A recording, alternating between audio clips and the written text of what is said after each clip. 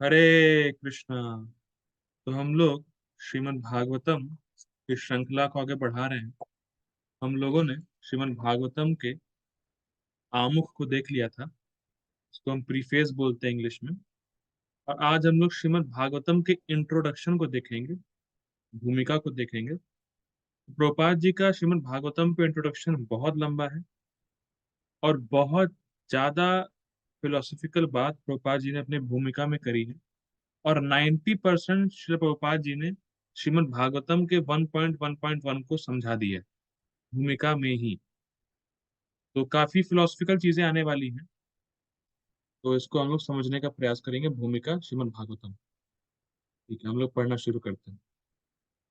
ईश्वर की अवधारणा तथा परम सत्य की अवधारणा समान स्तर पर नहीं है। इसका मतलब क्या है? इसका मतलब ये है कि जनरली हम लोग भगवान की क्या धारणा करते हैं। हम लोग भगवान कृष्ण को ईश्वर मानते हैं कि भगवान ईश्वर है। पर ईश्वर का मतलब होता है कंट्रोलर। तो ईश्वर और परम सत्य, ये दो अलग अलग चीजें हैं। अगर आप बोलते हो भगवान ईश्वर है तो वो भी है, पर ईश्वर और परम सत्य, इन दोनों में डिफरेंस है।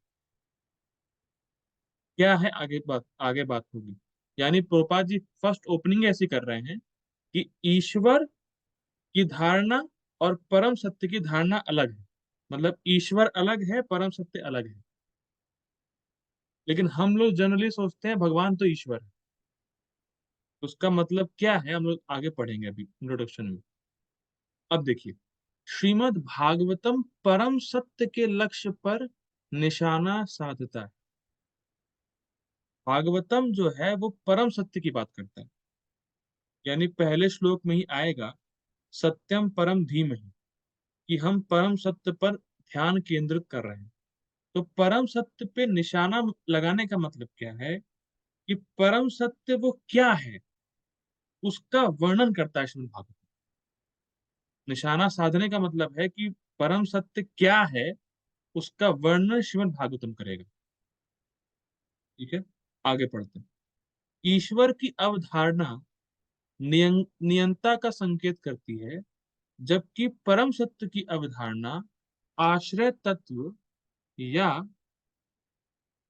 समस्त शक्तियों के सर्वोच्च स्रोत की द्योतक है। ये बहुत ध्यान से सुनिएगा, ये लाइन समझिएगा इसको।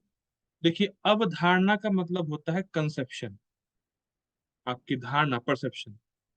तो ईश्वर का मतलब होता है कंट्रोलर। डन, सब पढ़ते हुए आ रहे हैं हम लोग। ईश्वर का मतलब होता है कंट्रोलर। तो अगर कोई व्यक्ति ईश्वर है तो हम ये नहीं कह सकते कि उससे इस जगत की सारी वस्तुएं भी आई हैं। जैसे मैं अपने मोबाइल को कंट्रोल कर रहा हूं और लैपटॉप पे क्लास देख के लैपटॉप को कंट्रोल कर रहा हूं, पर इसका मतलब ये नहीं है कि लैपटॉप मेरे ही देह से आया है या मोबाइल मेरे देह से आया है। ऐसा नहीं है। और इसका मतलब ये हुआ कि ऐसा नहीं कि लैपटॉप और मोबाइल मेरे पे आश्रित है, क्योंकि ये मुझसे नहीं आया ना। बेसिकली मैं इसका सोर्स नहीं हूं। मैं इसको कंट्रोल जरूर कर रहा हूं।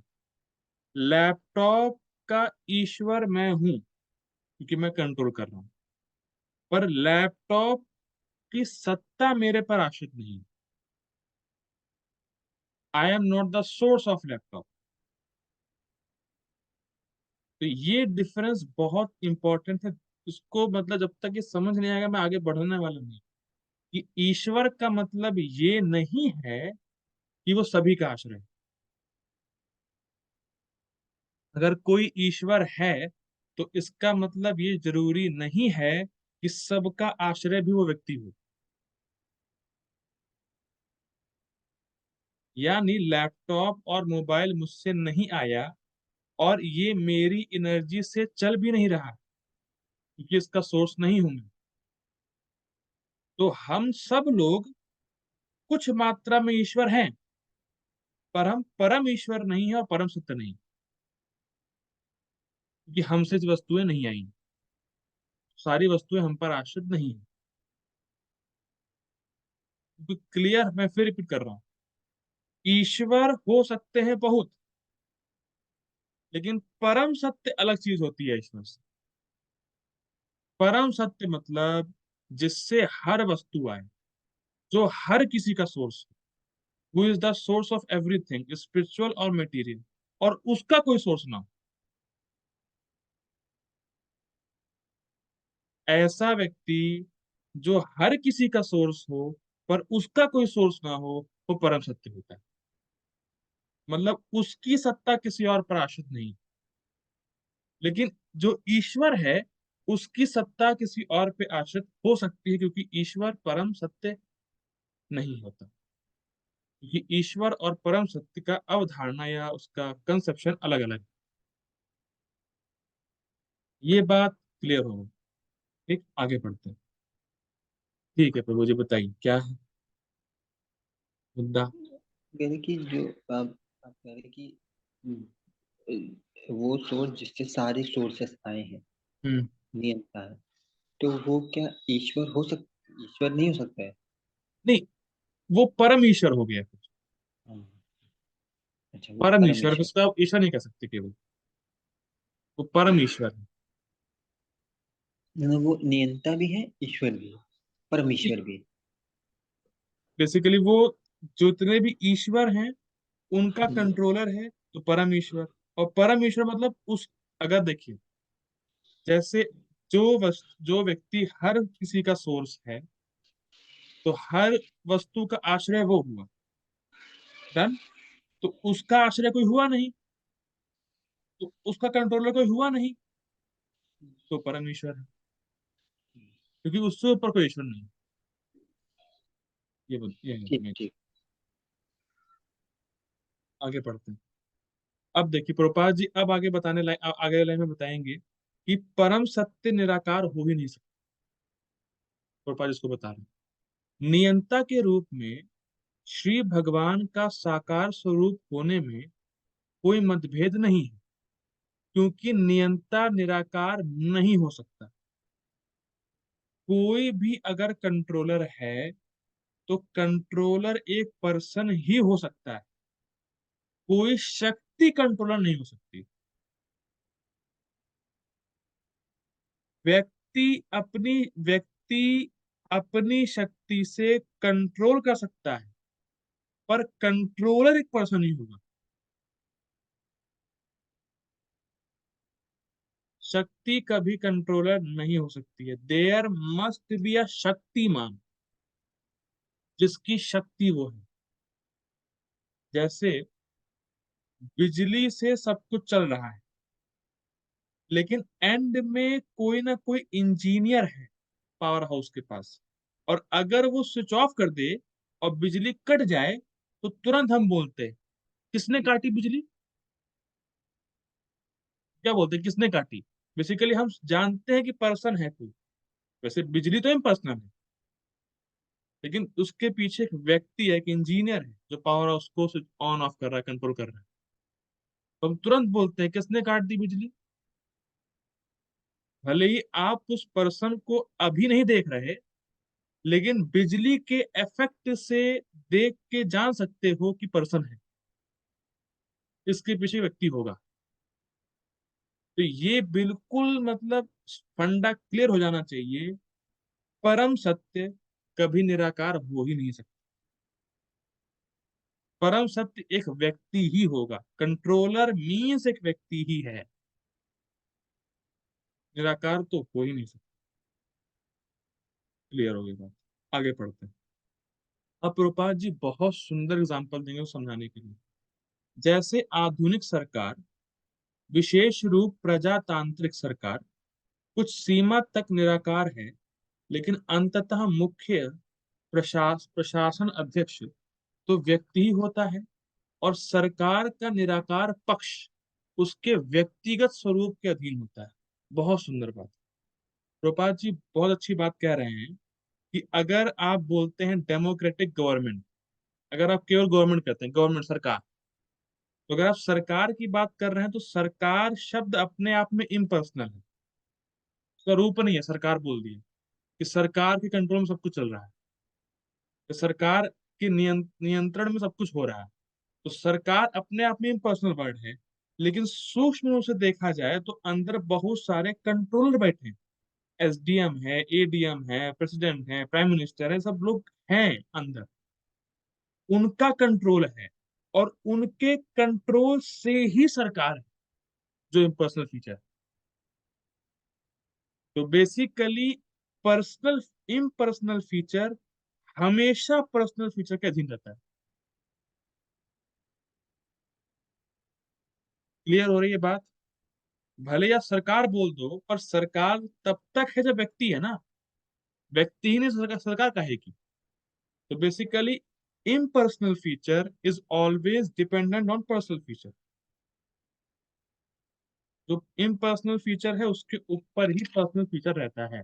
तो हाँ, निराकार पक्ष साकार पक्ष के ऊपर आश्रित रहता है हमेशा। ये बात क्लियर हो जानी चाहिए। जहां जैसे जैसे जैसे बल्ब है, तो अभी लाइट जल रही है, बल्ब है, लाइट जल रही है, तो बल्ब का आकार है, उससे लाइट आ रही है। तो लाइट जो है वो डिपेंड है उसके साकार फीचर मतलब बल्ब के ऊपर। Light is impersonal, but that impersonal thing is coming from personal thing. So impersonal is always based on personal।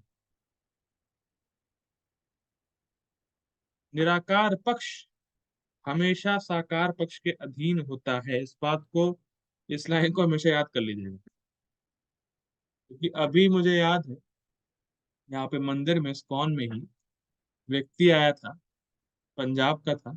उसने बोला कि सुप्रीम शक्ति है। वो मुझसे थोड़ा सा उसका वो हुआ फिलोसफिकल अंडरस्टैंडिंग। उसने कहा शक्ति ही है टॉप मोस्ट। मैंने कहा अगर ठीक है शक्ति है, तो शक्ति है किसकी? तुम कह रहे हो शक्ति है, तो शक्ति है किसकी तो बताओ। तो उसने कहा हाँ, फिर थोड़ा उसने सोचा, फिर वो मुद्दे पे आ गया कि हाँ, कृष्ण ही सुप्रीम है, बाकी शक्ति उनके वो अधीन है। मैंने कहा हाँ, अब ठीक है। तो बेसिकली शक्ति हमेशा शक्तिमान के अधीन ही रहेगी। Impersonal is always dependent on personal. ठीक, आगे बढ़ते हैं। अतः जब भी हम दूसरों के ऊपर नियंत्रण रखने की बात करते हैं, तो निसंदेह हमें साकार स्वरूप के अस्तित्व को स्वीकार करना पड़ता है। अतः प्रोपा जी क्यों लगा रहे हैं? अतः मतलब लॉजिक समझ में आ गया कि कंट्रोलर मतलब पर्सन होगा, और सुप्रीम कंट्रोलर मतलब सुप्रीम पर्सन होगा, और कंट्रोलर मतलब पर्सन होना मस्ट है। जहां भी आप कहो controller, that means person. Simple. आगे पढ़ते हैं। चूंकि विभिन्न व्यवस्थापक पदों के लिए भिन्न भिन्न नियंता होते हैं, अतएव छोटे छोटे देवता अनेक हो सकते हैं। मतलब डिपार्टमेंट अलग अलग हैं इस पूरे यूनिवर्सल गवर्नमेंट में। तो जो छोटे छोटे डेमिगॉड्स हैं वो छोटे छोटे कंट्रोलर हैं। वो ईश्वर हैं, पर परम सत्य नहीं। ये बहुत ध्यान देने वाली बात है। डेमिगॉड्स आर ईश्वर, but they are not absolute truth. परम सत्य केवल कृष्ण है। कि ईश्वर और परम सत्य डिफरेंस होता है। आगे पढ़ते हैं। श्रीमद् भगवत गीता के अनुसार कोई भी ऐसा नियंता जिसके पास कुछ विशिष्ट अलौकिक शक्ति होती है, वह विभूति मत सत्व या श्री भगवान द्वारा शक्ति संचारित किया गया नियंता कहलाता है। तो भगवान ने 10वें अध्याय में अपनी विभूतियों के बारे में बोला था। तो भगवान लास्ट में बोले थे कि विभूति मतलब ऐसा कोई महान शक्तिशाली जीव, या ऐसा जीव जिसमें भगवान ने अपनी महान शक्ति संचालित कर रखी है, वो पावरफुल जीव, उसके अंदर शक्ति मैं ही देता हूँ। जैसे बहुत सिंपल है, जैसे आपके घर में 5 वॉट का बल्ब हो और 50 वॉट का बल्ब हो, तो दोनों में बिजली कहाँ से आ रही है? पावर हाउस से आ रही है। पर जितना बल्ब का वॉट होगा, उतनी ही बिजली उसमें जाएगी। तो जितना उस व्यक्ति को कंट्रोल करने के लिए आवश्यक शक्ति है, उतनी ही भगवान देते हैं, और उस जीव को देवता बोलते हैं। हर बल्ब के वॉट के हिसाब से उतनी ही शक्ति उसके पास जाएगी, और वो उस, लेकिन शक्ति का सोर्स दोनों का एक ही है। चाहे 5 वॉट का बल्ब हो, चाहे 50 वॉट का बल्ब हो। तो शक्ति जाती भगवान श्री कृष्ण से ही है, चाहे कोई भी देवता हो। और वो देवता है, वो ईश्वर है, पर परम सत्य नहीं है। और श्रीमद् भागवतम परम सत्य के ऊपर लगाएगी निशाना। आगे बढ़ते हैं। ऐसे अनेक विभूति मत सत्व, अर्थात विभिन्न विशिष्ट शक्तियों से युक्त नियंता अथवा ईश्वर होते हैं, किंतु परम सत्य एक ऐसा सत्व है जो अद्वितीय है।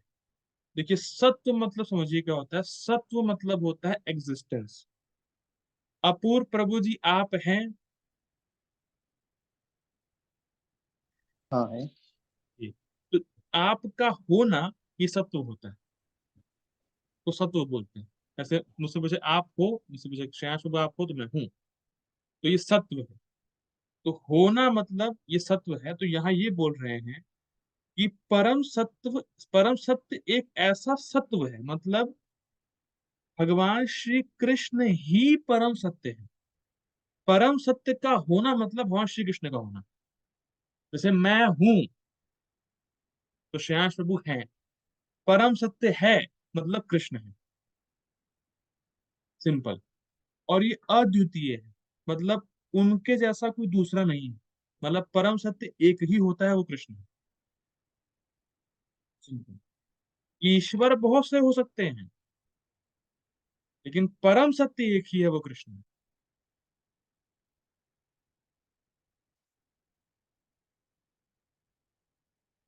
बहुत सिंपल। परम सत्य, देखिए जितने भी अन्य सत्य है, परम सत्य, देखिए दो अर्थ है। परम सत्य का मतलब है जिससे हर वस्तु आई है और हर वस्तु जिस पर आश्रित है, वो कृष्ण हो गए। दूसरा परम सत्य का अर्थ है कि जितने भी सत्य हैं, सत्य मतलब जितनी भी शाश्वत चीजें हैं, वो सब उन सत्य पे आश्रित है, मतलब कृष्ण पे आश्रित है। मतलब इस जगत में, देखिए सिंपल एग्जाम्पल लेते हो। एग्जाम्पल के तौर पे इस जगत में जो भी प्रकाश देने वाली चीजें हैं, जैसे बल्ब हो गया, कुछ भी हो गया, उन सब का सोर्स कौन है? सन, सूर्य है।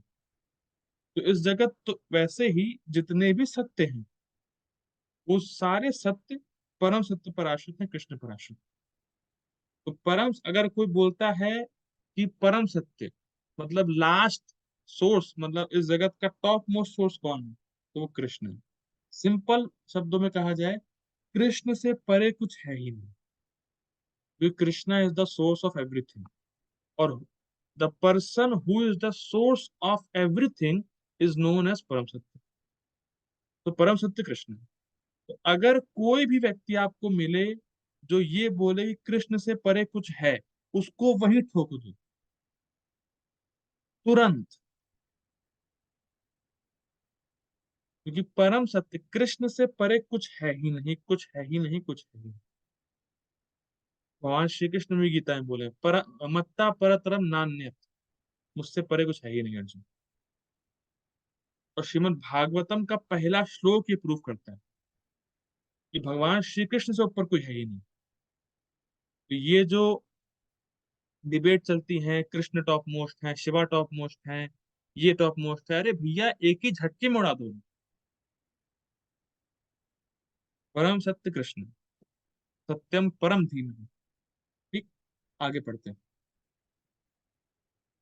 ये श्रीमद् भागवतम इस अंतिम सत्य अथवा आश्रय तत्व का निर्देश परम सत्य के रूप में करता है। तो अब प्रभुपाद जी यहाँ से 1.1 समझाना शुरू कर दिए। तो आश्रय तत्व मतलब जिसका, जो सबका आधार, जो सबका सोर्स है, ठीक है, वो कृष्ण। आगे पढ़ते हैं। श्रीमद् भागवतम के रचयिता श्रील व्यास देव सर्वप्रथम परम सत्य को सादर नमस्कार करते हैं। सत्यम परम धीमहि, हम जानते हैं इसको। और चूंकि परम सत्यम समस्त शक्तियों के सर्वोच्च स्रोत हैं, अतएव परम सत्यम परम पुरुष है। ये बहुत टेक्निकल लाइन प्रोपाल जी लिखे हैं। देखिए क्या लिखे हैं। परम सत्यम समस्त शक्तियों के सर्वोच्च स्रोत है, इसका मतलब क्या है? भगवान, इसका मतलब सारी शक्तियों का सोर्स एक व्यक्ति। देखिए, अगर ऐसे बोला जाए, समस्त शक्तियों के सर्वस्रोत मतलब सभी शक्तियों के टॉप मोस्ट सोर्स। तो जब शक्तियों के सोर्स की बात आएगी तो पर्सन ही होगा, इसीलिए परम पुरुष। चंद्र प्रभा जी कैसे लिखे? लिखे सारी शक्तियों का टॉप मोस्ट सोर्स। तो सारी शक्तियों का टॉप मोस्ट सोर्स, तो सोर्स शक्ति का तो पर्सन ही हो सकता है, इसीलिए परम पुरुष, इसीलिए कृष्ण टॉप मोस्ट। क्योंकि शक्ति हमेशा शक्तिमान के अंडर में होती है। तो यहां से ये प्रूफ होता है कि सुप्रीम ट्रुथ पर्सन हो सकता है। ठीक। देवगण या नियंता निसंदेह व्यक्ति है, लेकिन परम सत्यम जिनसे समस्त देवगण नियंत्रण की शक्तियां प्राप्त करते हैं वे परम पुरुष हैं। देवता लोग कंट्रोलर हैं, पर उन देवताओं को भी जहां से शक्ति मिलती है वो परम पुरुष है, वो कृष्ण। संस्कृत शब्द ईश्वर नियंता का सूचक है, लेकिन परम पुरुष परमेश्वर अर्थात सर्वोपरि ईश्वर है।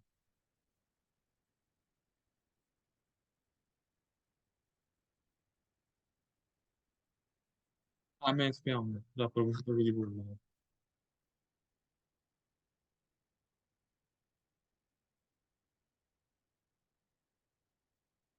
एक सेकंड दीजिएगा। हम्म। हरे कृष्ण। संस्कृत शब्द ईश्वर नियंता का सूचक है, लेकिन परम पुरुष परमेश्वर अर्थात सर्वोपरि ईश्वर है। ये परमेश्वर अर्थात सर्वोपरि व्यक्ति परम चैतन्य युक्त पुरुष है, और चूंकि वे अन्य किसी स्रोत से कोई शक्ति प्राप्त नहीं करते, अतएव वे नितांत स्वतंत्र हैं। बहुत सुंदर। पहली चीज तो ये कि परमेश्वर मतलब जिन्हें कोई और कंट्रोल नहीं कर सकता। फर्स्ट, जब कोई आपको कंट्रोल कर ही नहीं सकता तो आप फुली इंडिपेंडेंट होगे कि नहीं होगा? होगा। अच्छा, क्यों कंट्रोल नहीं कर सकता कोई आपको? क्योंकि आप किसी पे आश्रित ही नहीं है। ना ज्ञान की दृष्टि से आश्रित है, ना वस्तु प्राप्त करने की दृष्टि से आश्रित है, ना अपने अस्तित्व के लिए आश्रित है। तो कैसे कौन कंट्रोल कर पाएगा? भाई, हमें ज्ञान लेने जाना पड़ता है तो हमें सबॉर्डिनेट होना पड़ता है।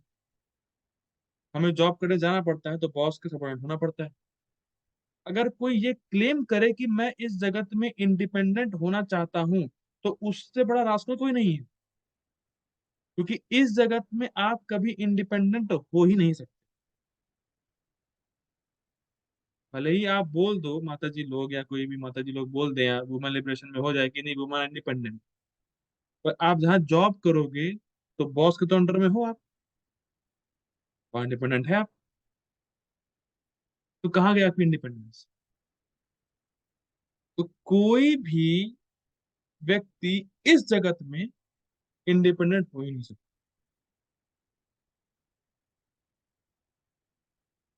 लेकिन भगवान किसी भी तरह किसी परिस्थिति में किसी के भी आश्रित नहीं। भगवान श्री कृष्ण, और वो चैतन्य युक्त है, मतलब ही इज कॉन्शियस, कोई डल मैटर नहीं है। और डल मैटर की बात छोड़िए, he is conscious and he is more sensitive. इस जगत में कोई भी व्यक्ति भक्ति करने की इच्छा भी कर रहा है, भगवान उसको जानते हैं, पर्सनली जानते हैं। अरे या तो भक्ति करना चाहते हैं, ये मुद्दा है। और कहीं गलती से नाम ले लिया तो भैया आज से ये व्यक्ति मेरा है और उसकी रक्षा मुझे करनी है। जैसे कोई व्यक्ति, और हाँ, इंटरेस्टिंग, भगवान इंडिपेंडेंट है, स्वराट है, और साथ साथ सुहृद है। मतलब भगवान आप पे कितनी कृपा करेंगे कोई उस पर प्रश्न उठा नहीं सकता। अरे तू बहुत पापी था, आप उसको क्यों गोलोक ले आए? तुम कौन होते हो बोलने वाले? फुल्ली इंडिपेंडेंट और सुहृद है। मतलब वो वही करेंगे जो हमारे लिए अच्छा है। You cannot question. देखिए, इंडिपेंडेंट के दो अर्थ हैं। बेसिकली वो कब आपको मुक्त कर दें, कब अपने पास ले जाएं, कब किस तरह से क्या करें, कोई क्वेश्चन नहीं कर सकता। First point. और आप भी क्वेश्चन नहीं कर सकते कि भगवान मैं इतना भजन कर रहा हूँ, आप क्यों नहीं मुझे अपने पास लेके आ रहे। दोनों तरफ आए। Independent, Swaraj, fully independent. ठीक। आगे पढ़ते हैं। तो इससे क्या साबित हो रहा है? इससे साबित हो रहा है कृष्ण सुप्रीम है, क्योंकि ब्रह्मा भी फुल्ली इंडिपेंडेंट नहीं है, ना ही शिव है। देखिए, पढ़ते हैं आगे। कहीं कहीं पर वैदिक साहित्य में ब्रह्मा को परम देव या इंद्र, चंद्र या वरुण जैसे देवों का, माफ कीजिएगा, देवों को स्वामी कहा गया है। लेकिन श्रीमद् भागवतम से पुष्टि होती है कि ब्रह्मा भी अपनी शक्ति तथा ज्ञान के विषय में स्वतंत्र नहीं है। उन्हें ज्ञान की प्राप्ति उन परम पुरुष से वेदों के रूप में हुई, जो प्रत्येक जीव के हृदय में निवास करने वाले हैं। तो ये 1.1.1 के प्रभा जी समझा रहे हैं। तेने ब्रह्म हृदय आदि कबीर। वह परम पुरुष प्रत्येक वस्तु को प्रत्यक्ष एवं अप्रत्यक्ष रूप से जानते हैं। ये इंटरेस्टिंग है। प्रत्यक्ष का मतलब क्या है? कि भगवान की इच्छा से ही इस जगत की सृष्टि हुई। तो ये प्रत्यक्ष हो गया, भगवान की इच्छा से हुई। ठीक। प्रत्यक्ष संबंध भगवान का ये है। अप्रत्यक्ष मतलब भगवान इस जगत में फंसे नहीं हैं, या भगवान कृष्ण ही कुछ नहीं मैनेज कर रहे हैं। उन्होंने विस्तार किया, उनका एक्सपेंशन संभाल रहे हैं, और वो मजे से अपने गोलोक में लीला कर रहे हैं। जैसे प्रोपा जी समझाते हैं कि कोई कंपनी का मालिक है, तो वो कंपनी में भले ही ना आए, उसने एम्प्लॉयज लगा रखे हैं, और एम्प्लॉयज उस कंपनी के मालिक के एक्सटेंशन ही मान लीजिए आप। तो एम्प्लॉयज क्या कर रहे हैं उसकी खबर मालिक को होती रहती है, भले वो घर में बैठा हो। तो पचड़े में नहीं फंसा है। तो वैसे कृष्ण ने एक्सपेंशन किया, कृष्ण ने लोगों को लगा दिया, वो अपना कर रहे हैं, कृष्ण को सब मालूम चल रहा है। ये अप्रत्यक्ष। ठीक। आगे पढ़ते हैं। तो क्या मैं ऐसा करता हूँ, मीटिंग एंड कर रहा हूँ, मैं मीटिंग का टाइम खत्म हो रहा है। तो प्लीज ज्वाइन अगेन। हरे कृष्ण। हरे कृष्ण। आगे पढ़ते हैं। ऐसे सूक्ष्म, अति सूक्ष्म जीव जो परम पुरुष के अंश स्वरूप हैं, भले ही अपने शरीरों या अपने बाह्य लक्षणों के बारे में प्रत्येक बात को प्रत्यक्ष या अप्रत्यक्ष रूप से जान लें, किंतु परम पुरुष अपने बाहरी तथा भीतरी दोनों लक्षणों के बारे में हर बात को जानते हैं। देखिए, ये इंटरेस्टिंग है।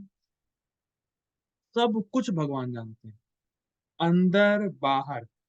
मतलब देखिए, भगवान का एक अच्छा गुण बताते हैं शास्त्रों में, कि भगवान जिसको भी देख लेंगे, उस व्यक्ति के बारे में भगवान सब जान जाएंगे।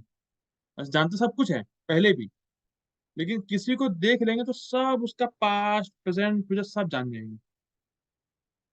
जैसे मान लीजिए कोई मुझे देखे, तो मुझे देखने के बाद वो नहीं बता पाएगा कि मैंने सुबह क्या किया, दोपहर में क्या किया।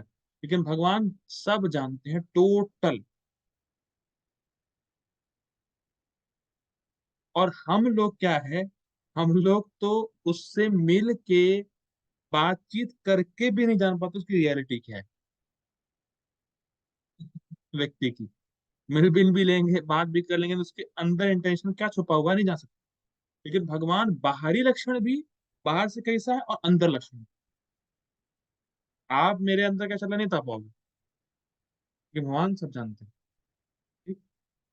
जन्माद्यस्य शब्द यह बतलाता है कि समस्त उत्पत्ति, पालन या संहार के स्रोत वे परम चेतन पुरुष ही हैं। यहाँ तक कि हम अपने वर्तमान अनुभव से भी जानते हैं कि जड़ पदार्थ से कुछ भी उत्पन्न नहीं होता, लेकिन जड़ पदार्थ जीवंत अस्तित्व, जीव उत्पन्न किया जा सकता है। उदाहरणार्थ, जीव के संसर्ग से ही जड़ शरीर एक कार्य करने वाले यंत्र के रूप में विकसित होता है। इसका मतलब क्या है? देखिए, जन्म आदि यस्य। जन्म मतलब सृष्टि का क्रिएशन, मेंटेनेंस और डिस्ट्रक्शन। ये सब भगवान कृष्ण के द्वारा ही होता है।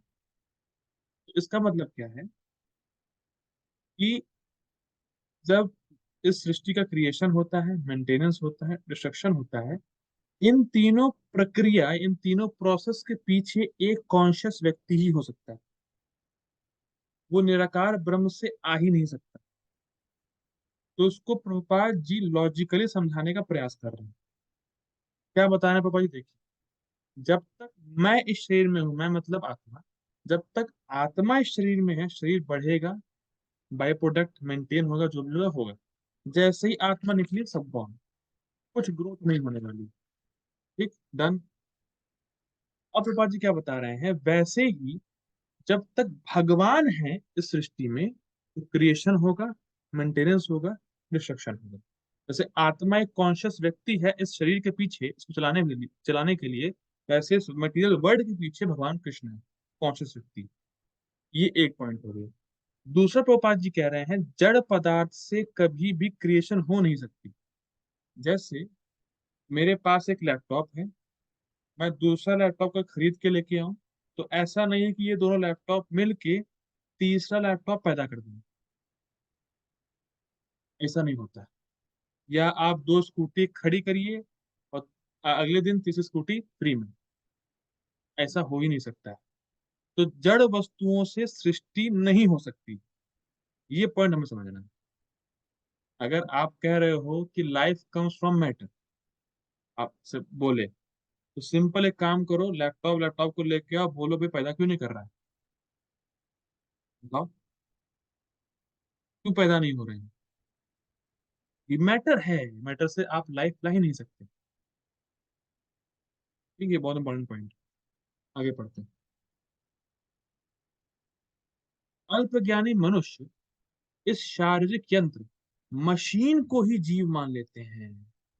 I am this body, I am this matter. जबकि तथ्य तो ये है कि जीव आत्मा ही शारीरिक यंत्र का आधार है।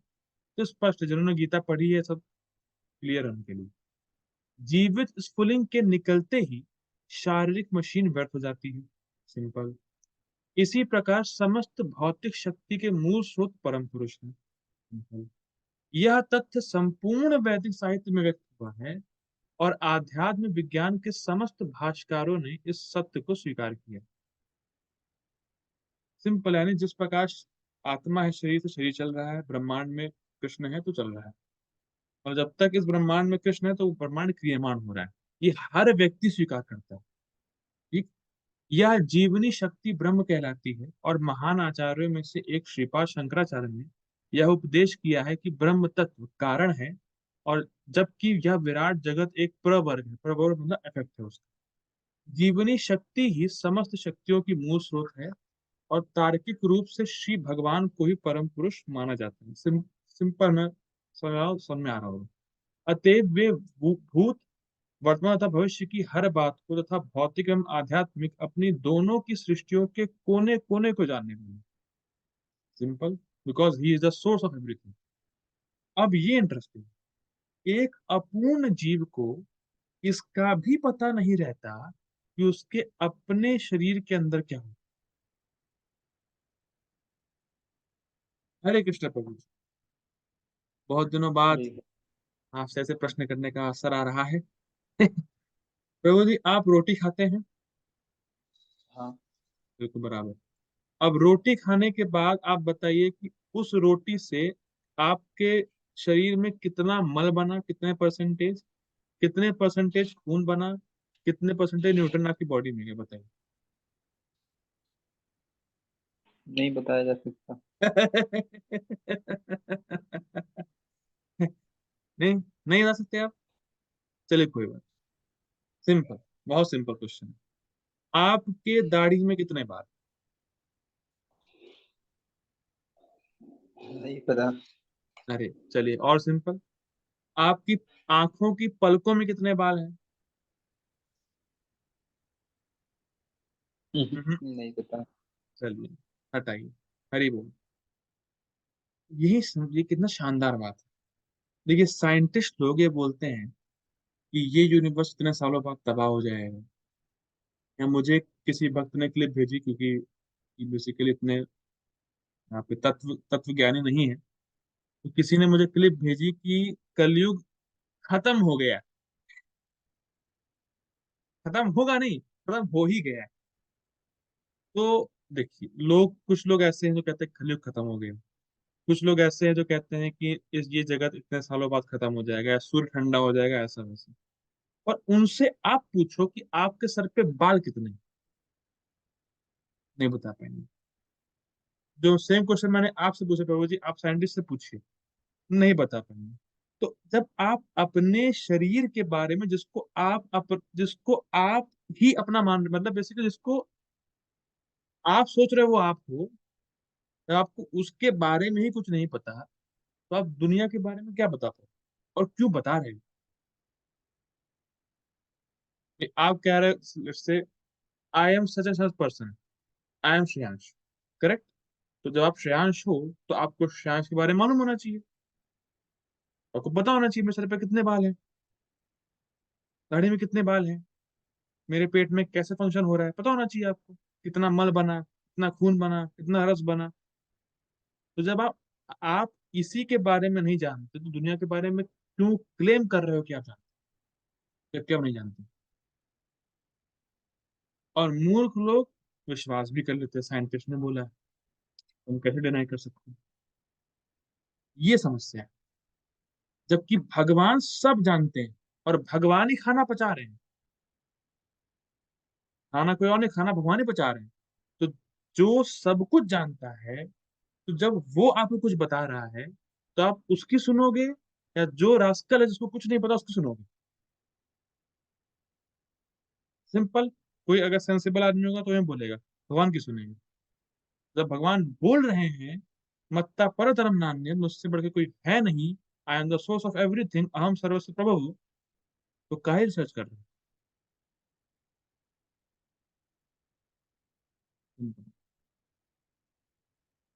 वह भोजन तो करता है, पापा जी बता रहे हैं, वह भोजन तो करता है, किंतु वह यह नहीं जानता कि यह भोजन किस प्रकार शक्तियों में बदलता है, या शरीर का किस प्रकार पोषण करता है। जब कोई पूर्ण होता है, तो वह घटने वाली प्रत्येक बात को जानता रहता है। ये बहुत इंपॉर्टेंट बात है। If you are claiming that you are perfect, then you must know everything going in this world. मैं फिर रिपीट कर रहा हूं, जब कोई पूर्ण होता है, तो वह घटने वाली प्रत्येक बात को जानता है। और चूंकि परम पुरुष सभी प्रकार से परिपूर्ण है, अतः वह बिल्कुल स्वाभाविक है कि वे हर बात को विस्तार से जानते हैं।